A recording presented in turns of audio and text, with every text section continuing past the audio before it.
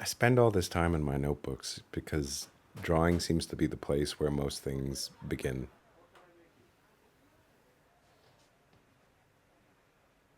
The reason for opening the window and serving coffee to passersby and neighbors and friends and visitors is like, it is a way of making sure I've had contact with the world.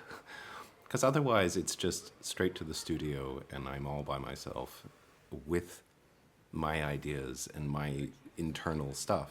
That's what I'm working with, and plus this material. But you open the window and it's like, it's a kind of guarantee that it's not just an internal endeavor. Like, you've got the world out there, and you try to bring some of that external world with you into this internal place, and the work is a way of finding the overlapping medium between those things.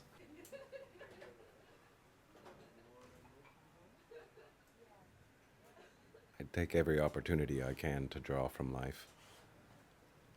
And then there's also a drawing from just the imagination, which is usually informed by something I've seen in the world.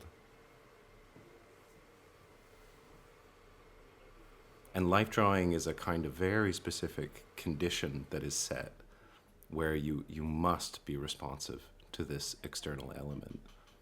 And it is a great way of observing your own internal kind of approaches and questioning them in a really direct, quick way.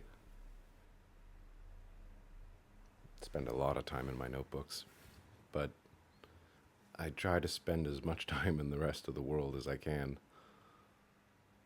Like, a conversation between several people is like they're all bringing their internal stuff, but they're in an external situation where they're interrupting each other. They're trying to complement each other's point. It's a beautiful thing to witness, and it's a beautiful energy to kind of try to include in what you're doing. You don't hang out jabbering with your friends to reach a conclusion. You're not trying to solve anything, but you go away with a sense of possibility.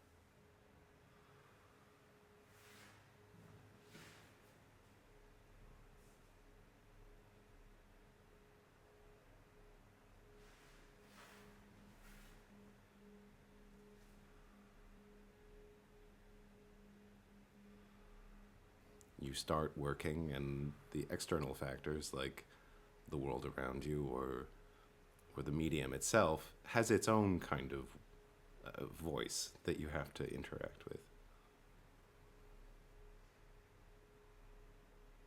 Things really started to demand to be let in. Like, a certain line quality from life drawing started to find its way into the painting. I had to make new tools in order to use that line and that pressure and that quality. It's the middle ground, it's where those approaches overlap. And initially my feeling was I want to find out how drawing, painting, and sculpture can inform each other and overlap and create approaches that expose the work to more information than any one of those things carries on their own. A mesocosmos is an experiment that aims at setting a group of conditions together in a controlled way in order to observe what happens, But that control is ephemeral.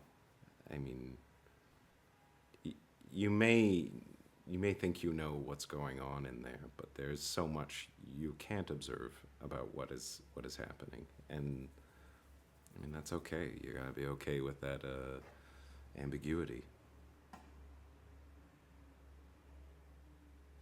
My name is Stephen Appleby-Barr, and I draw, paint, and sculpt.